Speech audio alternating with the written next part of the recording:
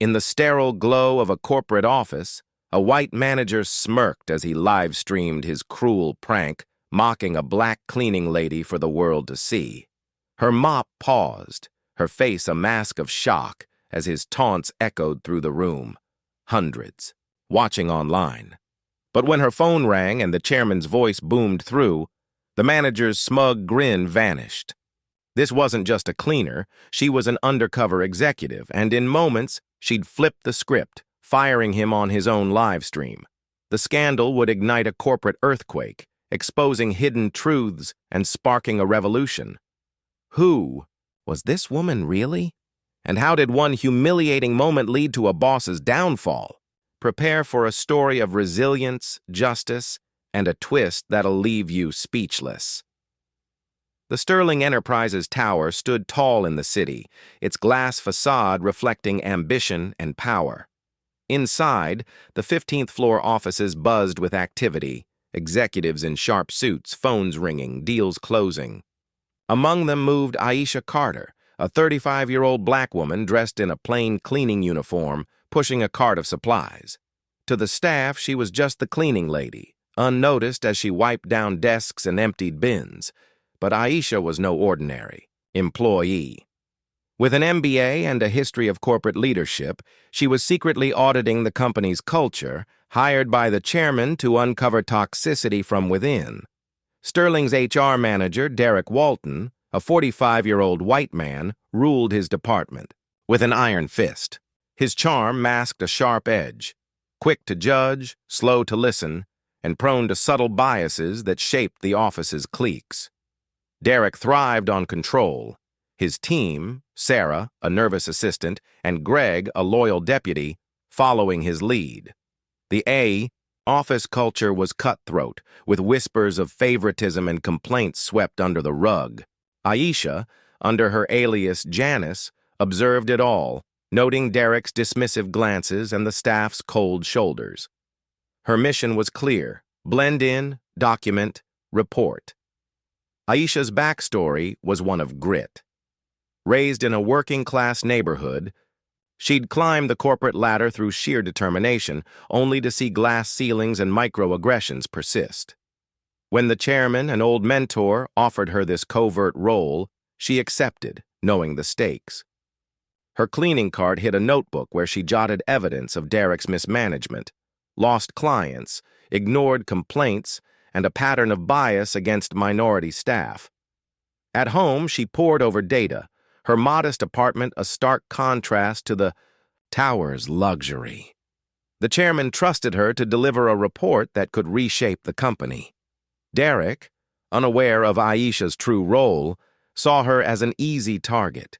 He'd grown reckless, live-streaming office antics for clout, his followers egging him on. Aisha's presence, quiet, unassuming, irritated him. "Why's she always here late?" he'd mutter to Sarah, who shrugged, eager to stay in his good graces.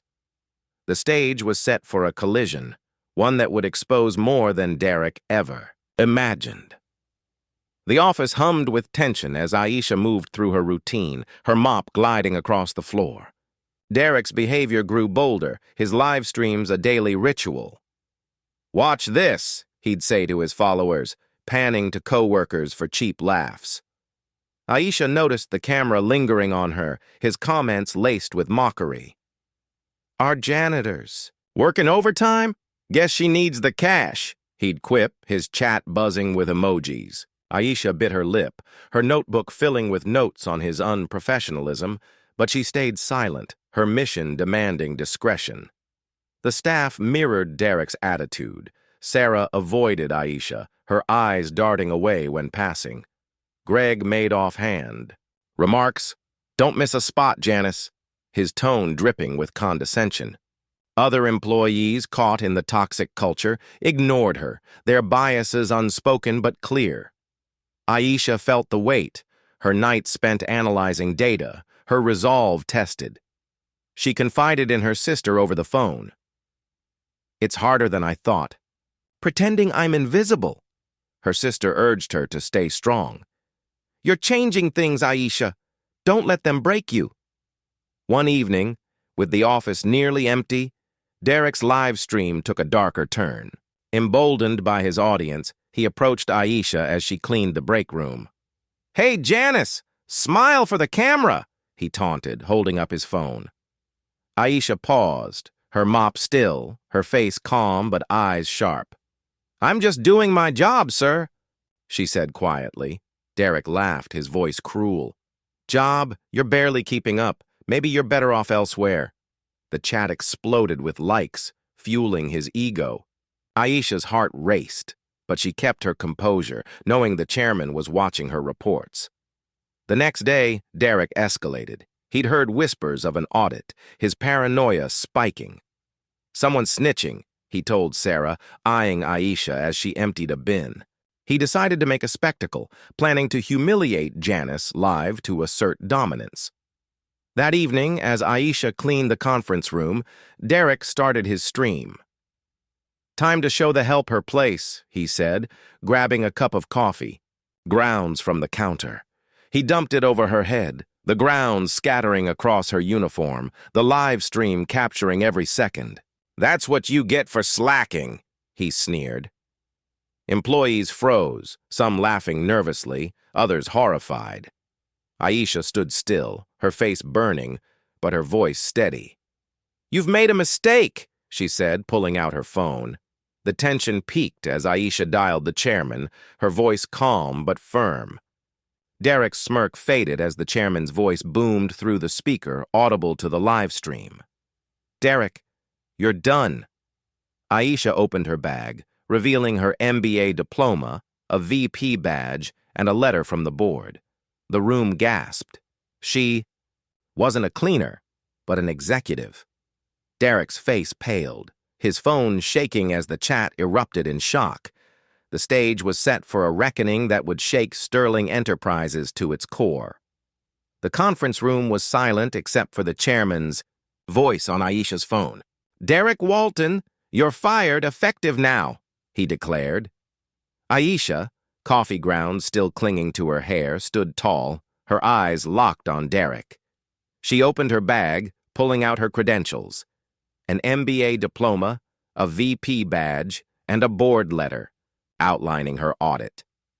"I'm Aisha Carter, Vice President of Operations," she said, her voice cutting through the stunned silence. Derek's phone, still streaming, captured his frozen expression, the chat flooding with, "What? And she's the boss?" Employees gaped as Aisha laid out evidence.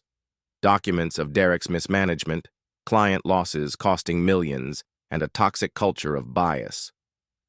"You humiliated me to distract from your failures," she said, her tone unwavering. "But you've exposed yourself."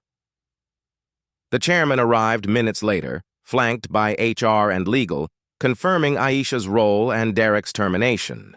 On the live stream, watched by hundreds, Derek's career crumbled. Sarah and Greg, complicit in the culture, were suspended pending review. Aisha's voice rose, addressing the room. "This company deserves better. No one should be judged for who they are." The climax was a blaze of justice, Derek's arrogance shattered by Aisha's truth, the live stream a witness to his downfall. The fallout was swift and seismic. The live stream went viral, hashtags like Chalk's Sterling scandal trending as viewers praised. Aisha's courage. Sterling Enterprises issued a public apology, with the chairman announcing Aisha as the new head of cultural reform. She implemented mandatory diversity training, whistleblower protections, and fair hiring practices, transforming the company's toxic culture. Derek faced industry blacklisting, his clout-chasing days over. Sarah and Greg, after reviews, left. Quietly, their roles filled by diverse talent. Aisha's story inspired employees, who now greeted her with respect in the halls. The chairman mentored her openly, her office now on the executive floor. At home, her sister celebrated, "You showed them who you are." The company's stock rose as clients lauded its reforms, dubbed the Sterling Standard. Aisha reflected in a speech to staff, One moment of cruelty revealed a chance for change. Let's build a workplace where everyone belongs. The resolution was a triumph of resilience, proving that truth can turn humiliation into justice. What hidden strength lies in those underestimated around you? This story reminds us to look closer.